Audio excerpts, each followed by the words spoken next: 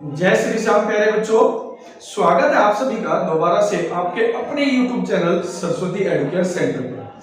तो बेटा last class में हम लोगों ने डिस्कस कर लिया था कि कैसे एक कंज्यूमर इक्विलिब्रियम की सिचुएशन में आएगा in case of two commodities when price of two commodities are same. तो आज की क्लास में बेटा हम थोड़ा सा उसी से और आगे चलेंगे और आज की क्लास में देखेंगे अगर दोनों गुड्स के प्राइस सेम ना हो तो कंज्यूमर कैसे इक्विलिब्रियम अटेन करेगा, कंज्यूमर कैसे इक्विलिब्रियम प्राप्त करेगा। क्लियर है? बट क्लास स्टार्ट करने से पहले बेटा अगर ये वीडियो अच्छी लगती है, आपको चीजें समझ में आती है तो थोड़ा सा इन वीडियोस को लाइक कर दिया करो बेटा, अपने दोस्तों के साथ शेयर कर दो, थोड़ा सा भला उनका भी हो जाए। वो एक अलग बात है कि थोड़ा सा भला मेरा भी होगा, बट अगर अच्छी लगती है तो बेटा अपने दोस्तों के साथ इनको शेयर करें, इन वीडियोस को लाइक करें और इन पर कमेंट जरूर करें। तो बेटा स्टार्ट कर लेते हैं अपना consumer equilibrium in case of two commodities when the price of both the goods are not same.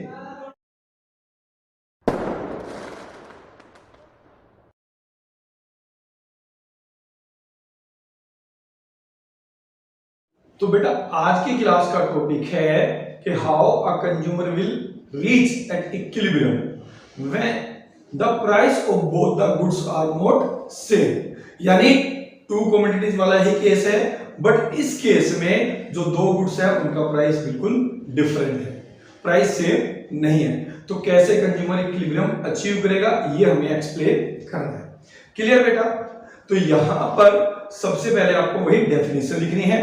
Consumer equilibrium is a situation in which a consumer is spending his entire income on the basis of price of two goods in such a manner so that he can get maximum satisfaction।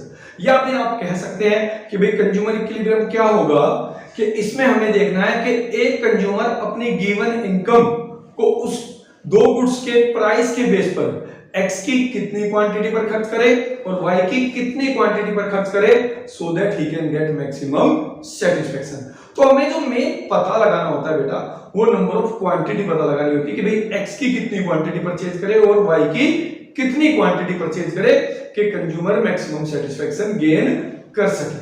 Clear? तो सबसे पहले definition तो वही है। अब इसके बाद बात करते हैं बेटा कंडीशन ऑफ कंज्यूमर इक्विलिब्रियम कि भाई क्या कंडीशन होगी कंज्यूमर इक्विलिब्रियम की। तो देखिए x के केस में क्या होती थी MUX अपॉन में price of x is equal to MUM। ठीक है? इन द सेम मैनर अगर हम y की बात करें तो y की कंडीशन क्या बनेगी MUY अपॉन में price of y is equal to MUM। ठीक है? तो जो MUM है बेटा मार्जिनल यूटिलिटी ऑफ मनी के 1 रुपए की वर्थ क्या है वो तो हम कांस्टेंट मानकर चलते हैं।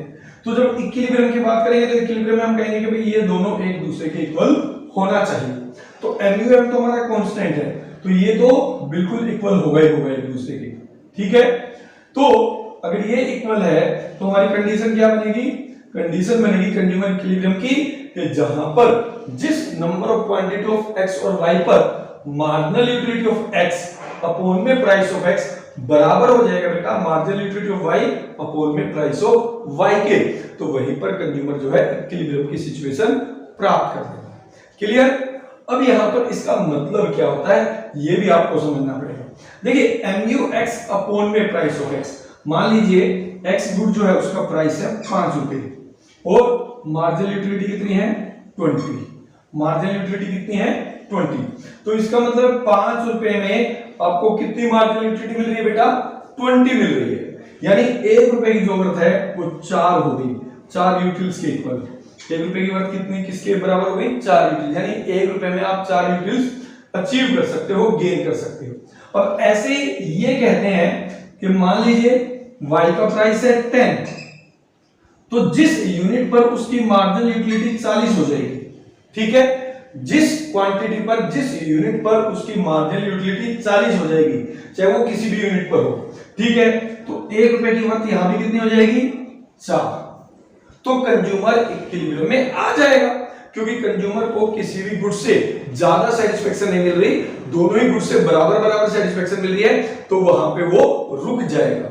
यानी जो आपने एक्स पर, एक्स की लास्ट यूनिट पर खर्च किया है वहां पर 1 रुपए की वर्थ, और जो वाई की लास्ट यूनिट पर खर्च किया है वहां पर 1 रुपए की वर्थ, जब दोनों एक दूसरे के इक्वल हो जाए तो वहां पर कंज्यूमर इक्विलिब्रियम में आ जाएगा। तो ये जो लिखते हैं ना mu x अपॉन में price of x, mu y upon में प्राइस ऑफ y, बेटा ये कुछ नहीं है, ये क्या है, 1 रुपए की वर्थ है। आपको पता चलता है कि भाई 1 रुपए में कंज्यूमर को कितना सेटिस्फेक्शन, कितना यूटिलिटी मिल रहा है। तो जहां पर 1 रुपए की वर्थ दोनों गुड्स के लिए सेम हो जाए तो वहां पर कंज्यूमर रुक जाता है। क्लियर? अब दूसरी चीज ये ध्यान रखिए बेटा, इसमें कभी भी ऐसा नहीं हुआ कि ये क्वेश्चन आपसे एक्सप्लेन कराने के लिए बोला जाए कि भाई इसको एक्सप्लेन करो with the help of diagram. और ये वाला जो केस है जिसमें हम लोग बात कर रहे हैं when the price of both the goods are differ, consumer equilibrium कैसे हम लोग अटेन करेंगे, इसको एक क्वेश्चन या न्यूमेरिकल की हेल्प से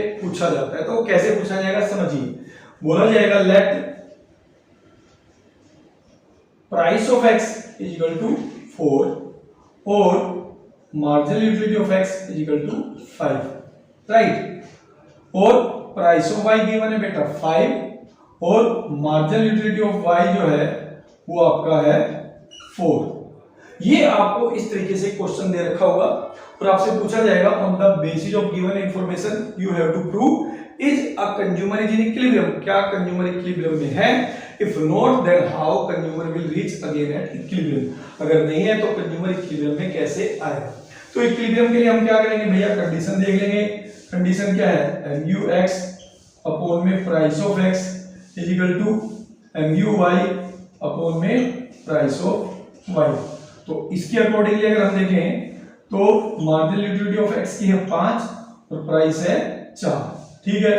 देखना है क्या ये इसके इक्वल है, और यहाँ पे मार्जिनल यूटिलिटी y की है 4 और प्राइस है 5। तो दिख रहा है बेटा, इक्विलिब्रियम में तो ये बिल्कुल भी नहीं है। हमें देखना है 1 रुपए की वर्थ कि भाई 1 रुपए की वर्थ बराबर है या फिर नहीं है। तो इसी को अगर मैं बात करूं तो वहां पे 4 बन 4, ठीक है? तो यहां पर 1 रुपए की वर्थ x के लिए बेटा 1.25 यूटिल्स और जो कि y से ज्यादा है, y की है 0.8 यूटिल्स।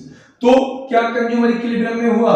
नहीं हुआ, बल्कि ये सिचुएशन कैसी है बेटा, जब worth of ₹1 is more for x as compare to y, ठीक है? जब तक दोनों गुड्स के लिए 1 रुपए की वर्थ इक्वल ना हो, ठीक है, जब तक ये दोनों एक दूसरे के इक्वल ना हो तो कंज्यूमर इक्विलिब्रियम में नहीं होता।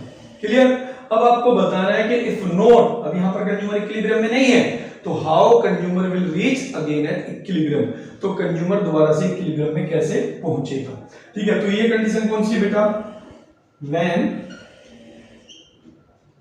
या इफ mu x अपॉन में price of x is greater than mu y upon में प्राइस ऑफ y, तो कंज्यूमर कैसे इक्विलिब्रियम में आएगा? देखिए यहां पर बेटा 1 रुपए की जो वर्थ है, हमने 1 रुपए की वर्थ निकाली। 1 रुपए की वर्थ x के लिए कितनी है, 1.25 यूटिल्स के बराबर, और y के लिए कितनी है, 0.8 यूटिल्स के बराबर। मतलब 1 रुपए में x से मिल रही है भैया 1.25 सेटिस्फेक्शन, ये समझ लो, और y से मिल रही है 0.8 सेटिस्फेक्शन। अगर आप कंज्यूमर हो तो आप क्या करोगे, ठीक है? ये आपको सोचना है। तो ऑब्वियस सी बात, अगर आप एक कंज्यूमर हो तो इस केस में क्या करोगे? In this situation, a consumer will spend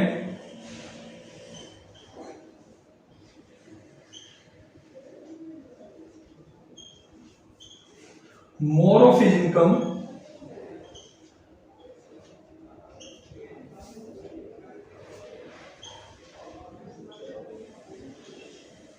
on the consumption of good X.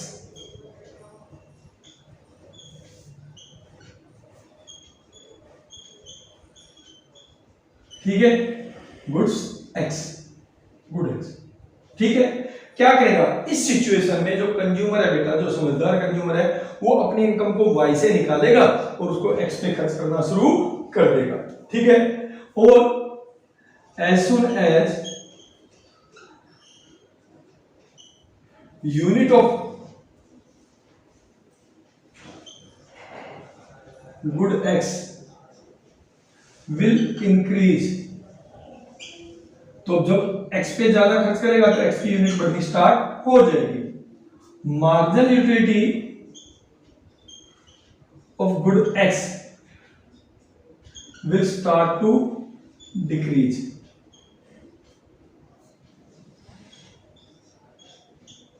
किसकी वजह से? Due to law of diminishing marginal utility. Due to law of diminishing marginal utility. This situation यही चलता रहेगा. एक्स की यूनिट पर खर्च करना will continue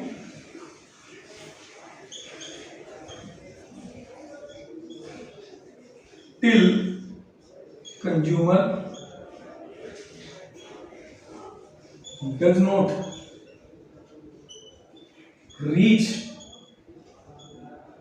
again at equilibrium.